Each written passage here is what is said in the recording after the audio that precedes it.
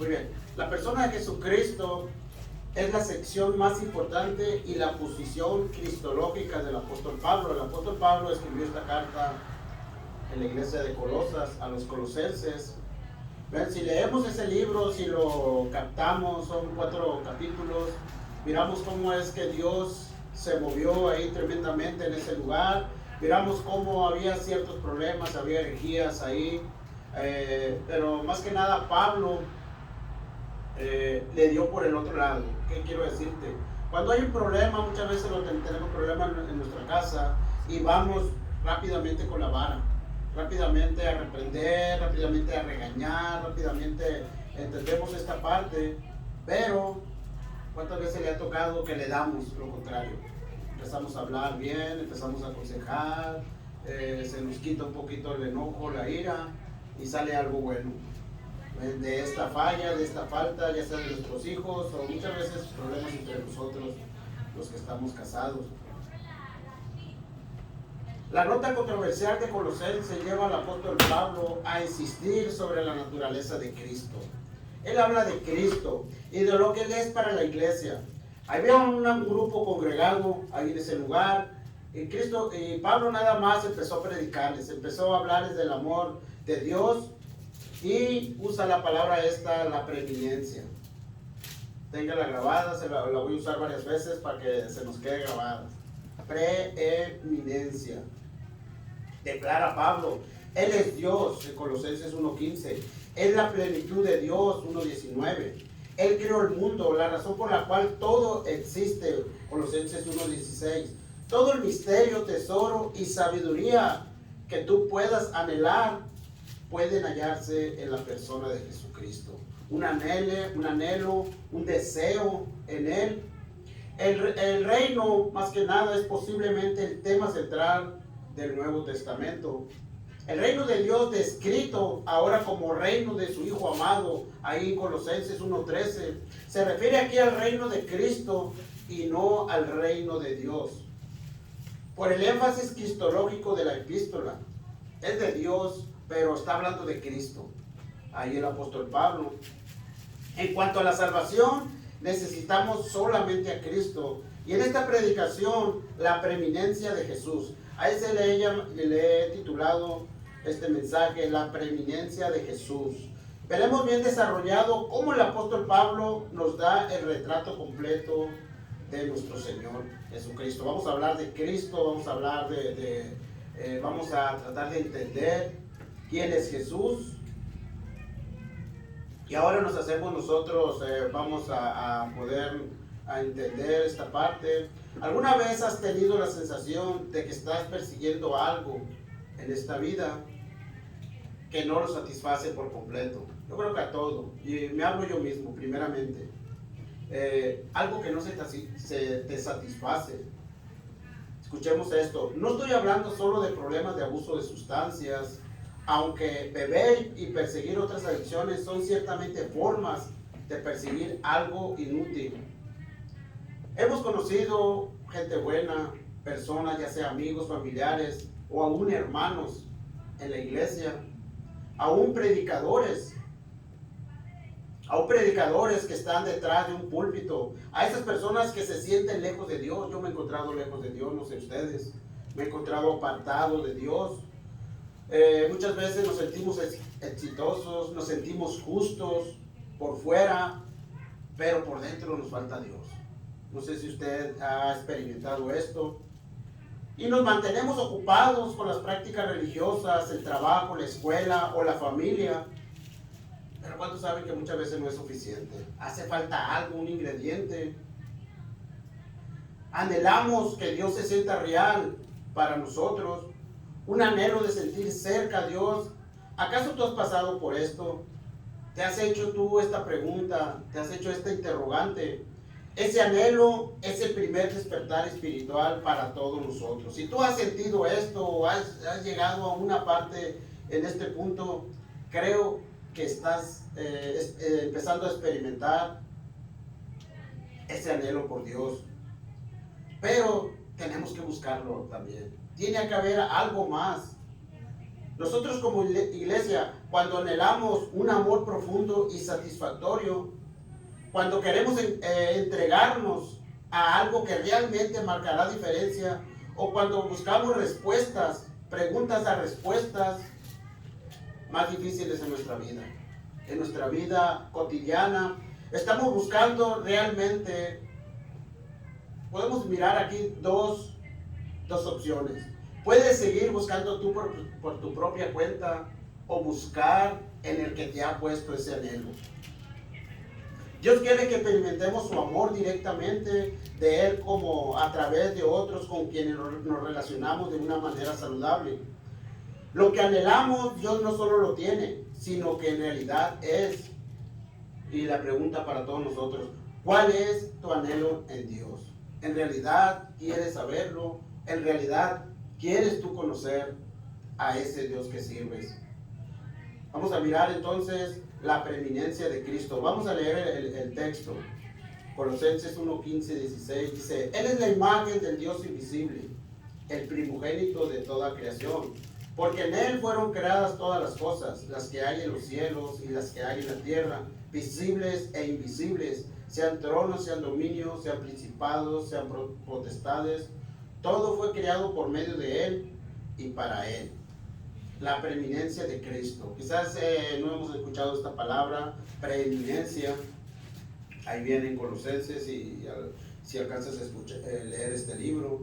Preeminencia en el griego protebo significa ser primero, antes de, delante de, ante todo. Supremacía sobre todo. Eso es lo que significa preeminencia de Cristo. Colosenses 1:18 también nos habla, Apocalipsis 3:14, a la iglesia de la Odisea, el amén, el testigo fiel y verdadero, el principio de la creación de Dios, dice esto. Esa es la preeminencia de Cristo. Colosenses 1:15 dice: Él es la imagen del Dios invisible, el primogénito de toda la creación. Vamos a un poquito a alargar este versículo, vamos a entenderlo. Dice, las primeras dos líneas que vemos aquí nos dicen quién es este mediador. Él es la imagen y el primogénito. Vamos a analizarlo. La primera es un rompimiento del sistema lógico como imagen de algo que no se puede ver. Pues vamos a entrar aquí a lo lógico. Dice, Él es la imagen del Dios invisible. Yo creo que la mente humana, nosotros no podemos captar esa parte. ¿Cómo mirar algo invisible? ¿Cómo ver la imagen de algo que no está? Que no, nuestros ojos no lo miran. Ese es el rompimiento del sistema lógico. Muchos consideran a Dios como un ser distante, pero Pablo nos dice que se ha acercado a la creación en su imagen.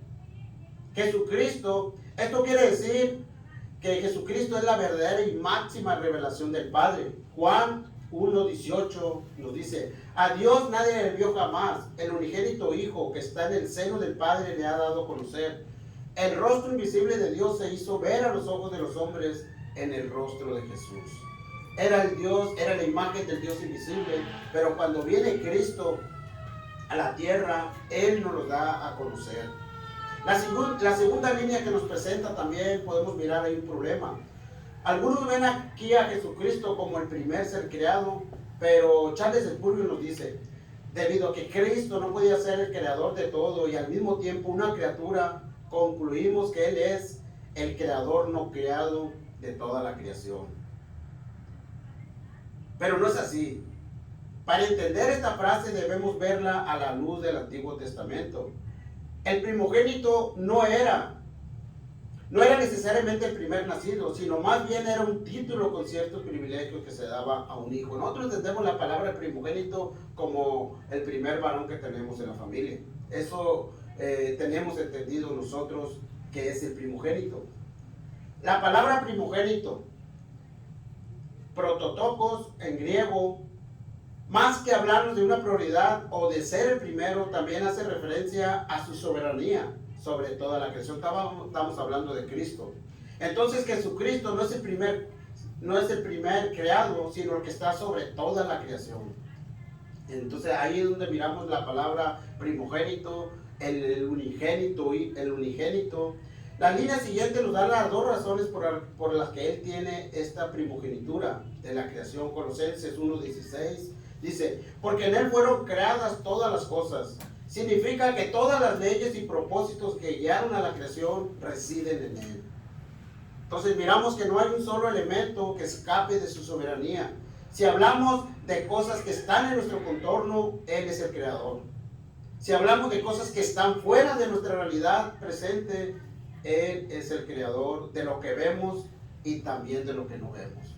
Entonces estamos mirando aquí la supremacía de Jesús. Miramos que Él es ante todo, que Él es supremo, que Él es antes de y después de también.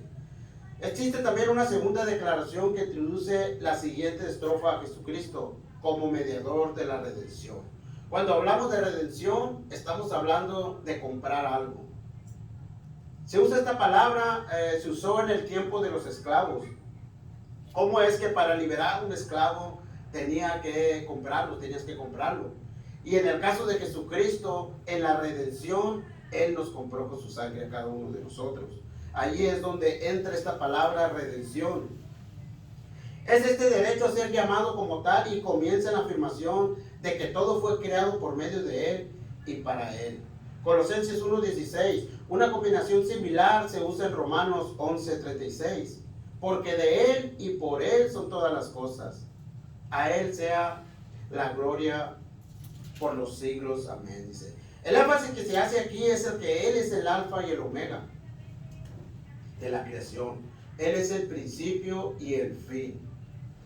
Al final del versículo 16 se usa el tiempo perfecto, que significa una acción realizada, pero que continúa hasta el presente.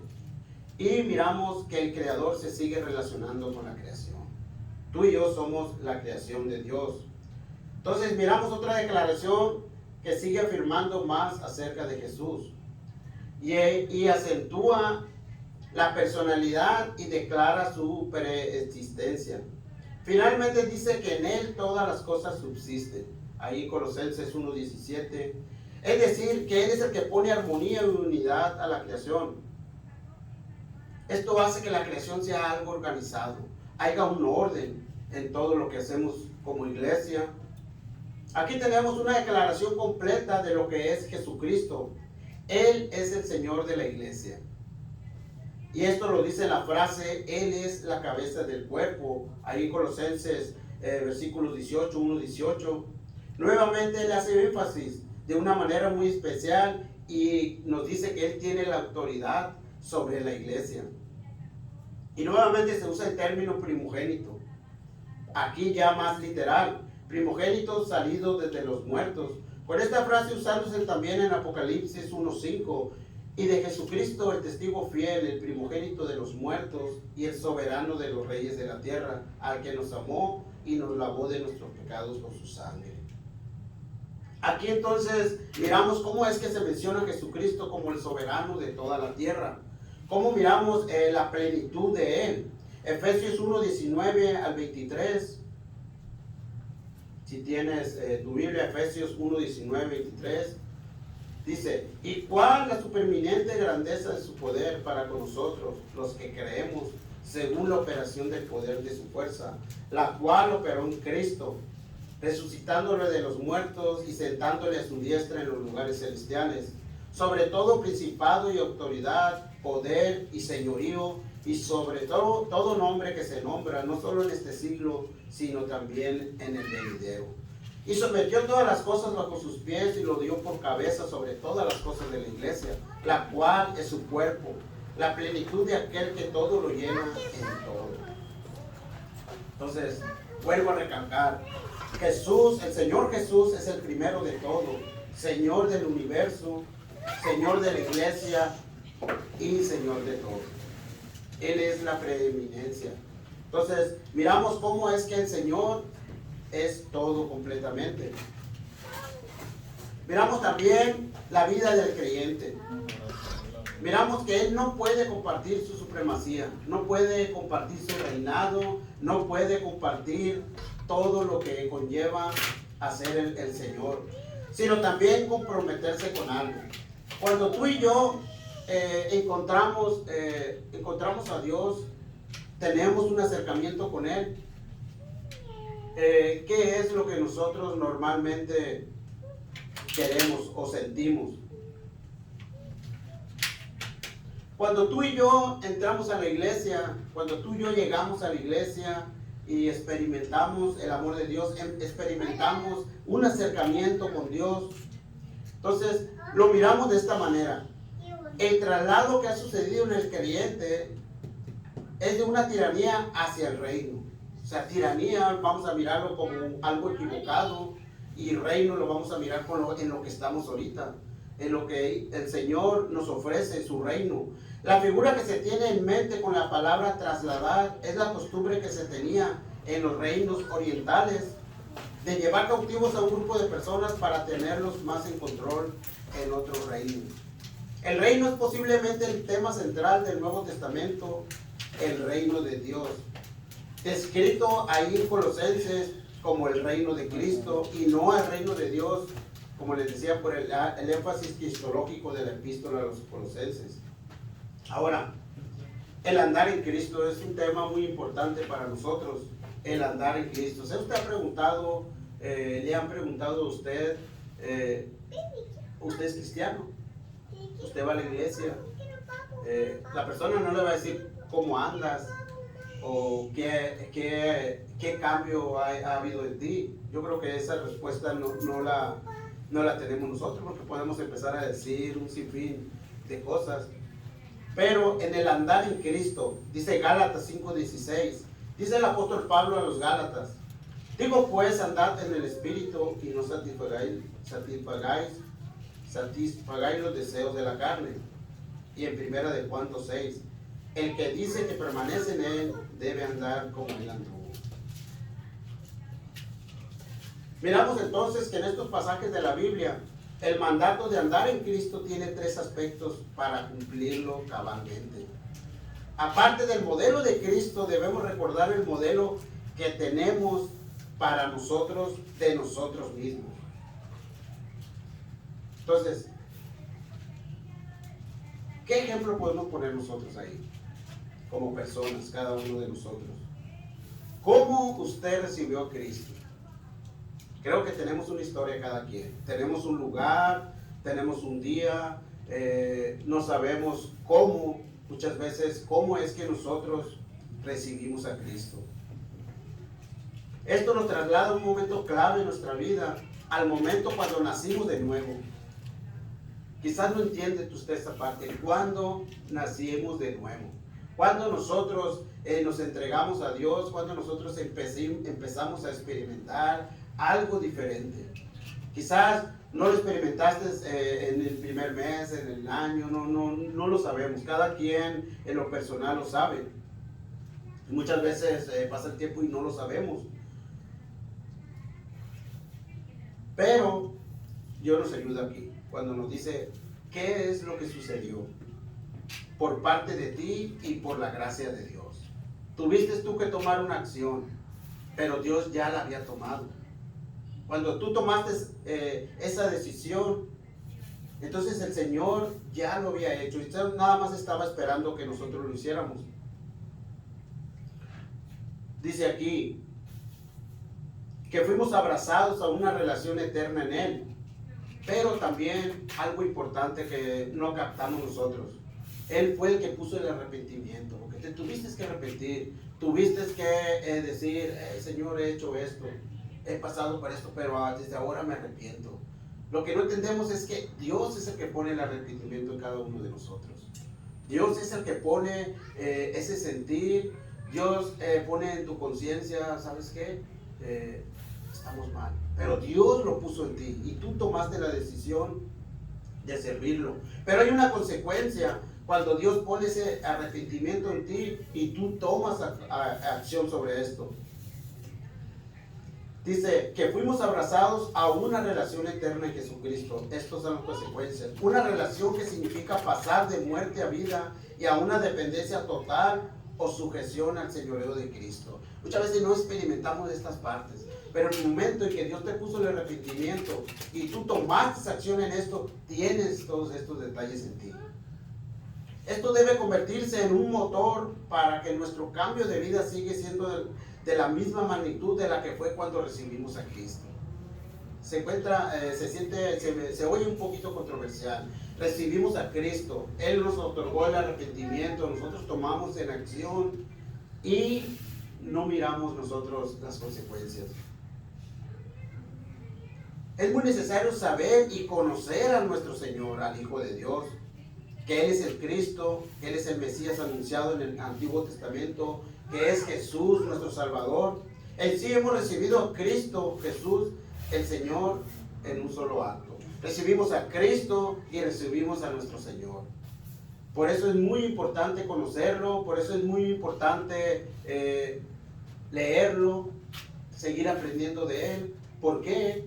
Porque Él simplemente te dio el arrepentimiento, eres salvo por gracia y todo viene de Él. Si nosotros entendemos esta palabra preeminencia, nos damos cuenta que Él es todo sobre todo. Que Él es la supremacía, que Él es el que otorgó el perdón, Él otorgó el arrepentimiento y por lo tanto Él va a hacer algo en nuestras vidas. Entonces todo lo que hemos escuchado es cierto, es bíblico. Jesús es el máximo agrado o complacencia del Padre, dice ahí en Marcos 1:11. Agrado solo se usa como el buen propósito de Dios y el propósito del Padre fue que Jesús habitara la plenitud. En Él está y estará habitando la plenitud de Dios. Pablo lo utilizaba como la plenitud de la naturaleza divina que reside en Cristo, de tal modo que nada de la deidad le falta. Lo que te quiero decir es que nosotros estamos confiando en algo eterno. Estamos confiando en algo verdadero. No lo debemos de tomar a la ligera. No debemos de escuchar, porque muchas veces dicen, no nos dicen cristianos, nos dicen cristinos. Muchas veces. ¿Por qué? Porque tenemos errores. Muchas veces cometemos faltas, pero pues en fin, estamos sirviendo a Dios y Él está haciendo la obra en cada uno de nosotros. Lo que hizo Dios en Jesucristo es cambiar la hostilidad y enemistad por el amor, amistad y obediencia. Y esas son unas características que nosotros estamos tomando. El amor, amistad y obediencia. Estaba escuchando dos temas, pero en sí la Biblia pues me dio la respuesta. Muchas veces hablamos del corazón. El corazón. Viene un versículo ahí en los Salmos, un proverbio, donde dice que el corazón, donde dice que emana la vida de ahí, que es todo lo que necesitamos. ¿Por qué? Porque es el motor que impulsa al ser humano. Pero la pregunta es, cuando Dios te llama a cuentas o tú mueres, ¿dónde queda el corazón? Yo creo que se va también. Es parte del cuerpo. Si haces un estudio médico, el corazón termina de latir y yo creo que ya no sirve ya más. En cambio, si usamos la palabra obediencia, si nosotros obedecemos a Dios, si nosotros tenemos fe, miramos como en el Antiguo Testamento todas las personas, desde Adán, miramos cada hombre, estamos mirando en el estudio Hebreos, cómo es que ahí se manifiesta la fe y nos pone un sinfín de nombres de gente de antigua. Y cómo es que por la fe, cómo es que por la obediencia ellos llegaron a tener una relación con Dios.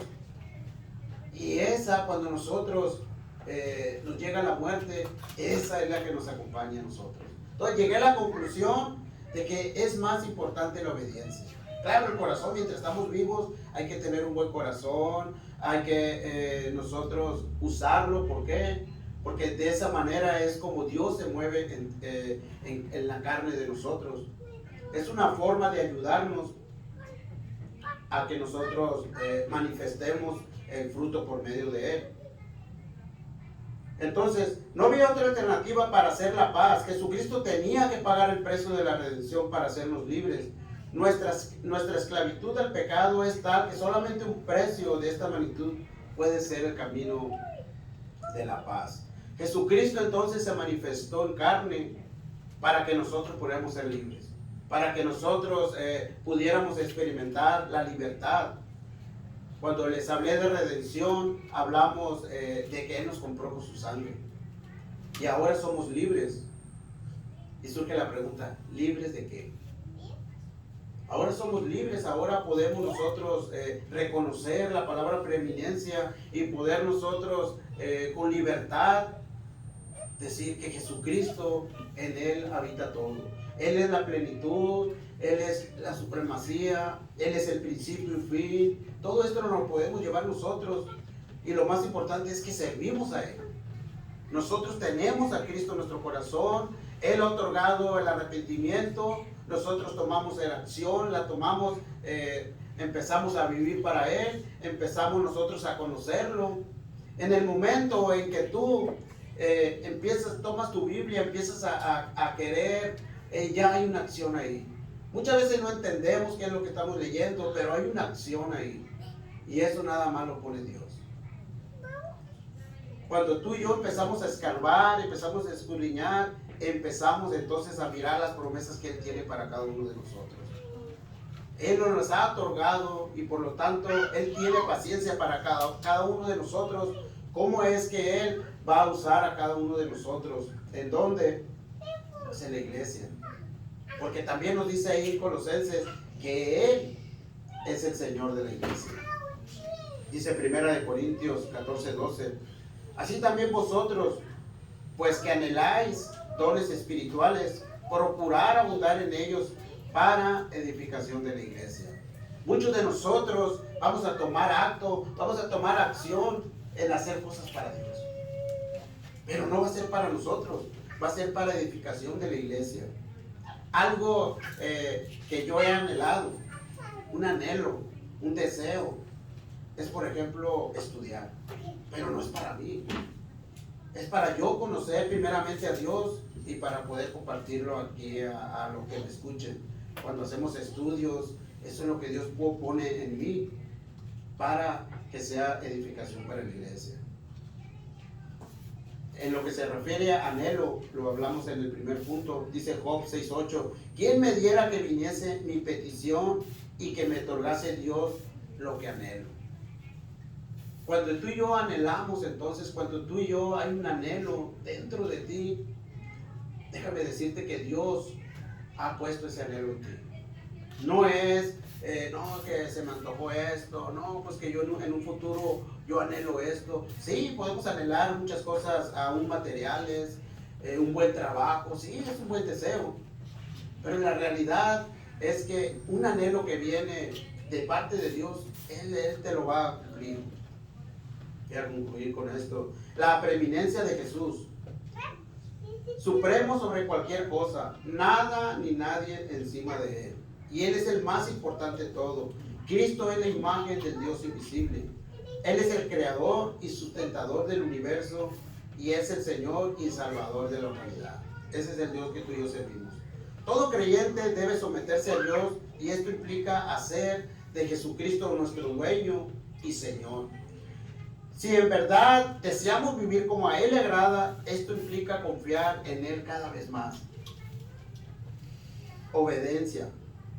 Él es completamente igual a Dios y reina sobre todos los espíritus que tienen poder y autoridad.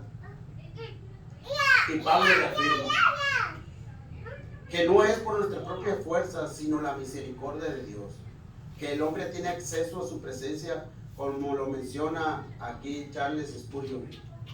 Dice, la creación del mundo fue un trabajo de poder, pero la redención del mundo fue un trabajo de misericordia. Entonces, lo que nos podemos llevar en esta mañana es la preeminencia de Cristo. Que Él es lo que está, prácticamente es el Señor. Él es todo, Él es la supremacía, en Él abunda todo, Él es el principio y fin. Nosotros simplemente somos cristianos, nosotros somos siervos de Él.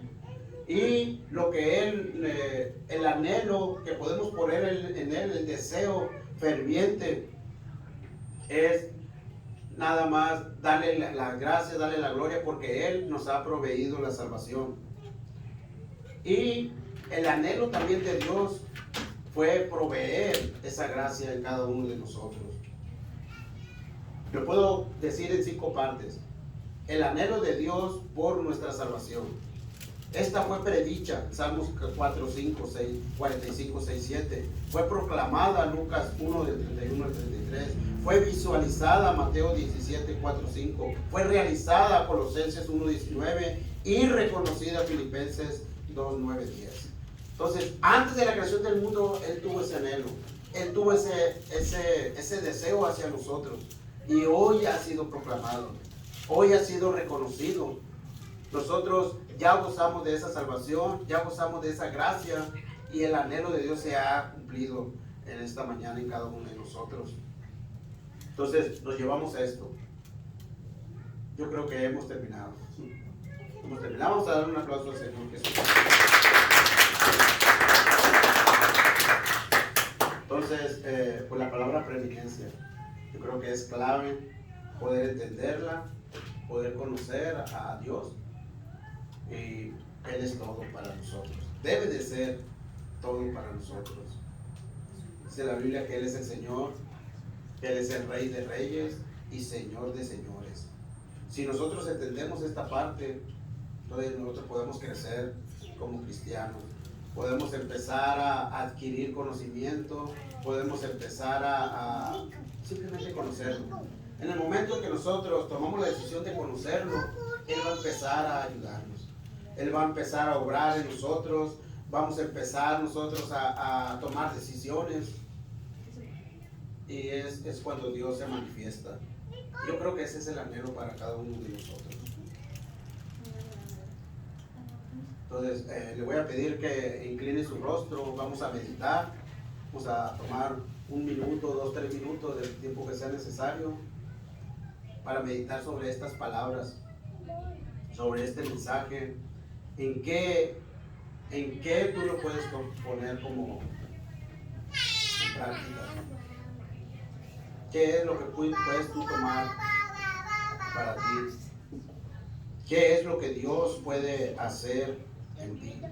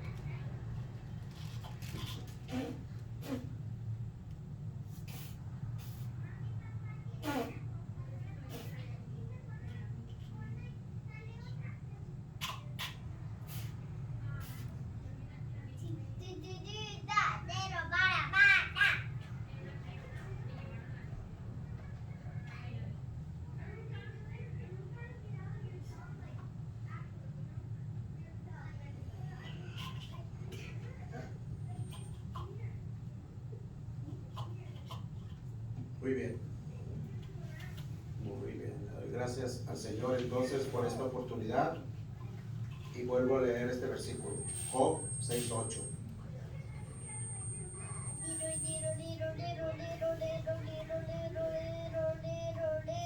Dice en el griego la palabra anhelo en este versículo de Job 6:8 dice, significa apocaradoquia, que quiere decir expectación intensa, anhelo ardiente. Y dice el versículo, ¿quién me diera que viniese mi petición y que me otorgase Dios lo que anhelo? Entonces vamos a pedirle a Dios dirección. Anhela algo. Es un anhelo, anhelar, pedir. Quizás te lo conceda. Dios como lo pidió Job, no lo experimentó rápido, pero llegó a él. Él pedía ese anhelo. ¿Quién me diera, dice, que viniese mi petición y que me otorgase Dios lo que anhelo? ¿Cuál es tu anhelo? conocerlo, estudiar, empezar una vida en oración, empezar a vivir para Dios. Hay muchas cosas que nosotros podemos pedirle a Él. Y dice Job, yo se lo pedí y estoy esperándola, y lo más seguro es que a Él llegó. Y no era algo material, no era algo, cosas para Él, sino que Él estaba pidiéndole a Dios que en sí el que se iba a beneficiar ahí era Dios, era para Él, cosas de Él. ¿Cómo qué? Como conocerlo más. Y yo creo que mi anhelo, independientemente de mi familia, de mi mujer, mis hijos, hay muchas cosas que yo he pedido. Algunas cosas se han concedido, otras no se han concedido. Y en lo que se refiere a Dios, igualmente, hay muchos deseos, hay muchos anhelos, hay muchas preguntas. Él me las está dando poco a poco. En el tiempo que Él vea la necesidad, Él lo va a hacer. Y simplemente estoy perseverando, estoy creyendo, y Él sabe cuándo lo va a hacer. Entonces, si tomamos esa actitud cada uno de nosotros, seguramente Dios nos va a ayudar. Y eso es todo. Bueno.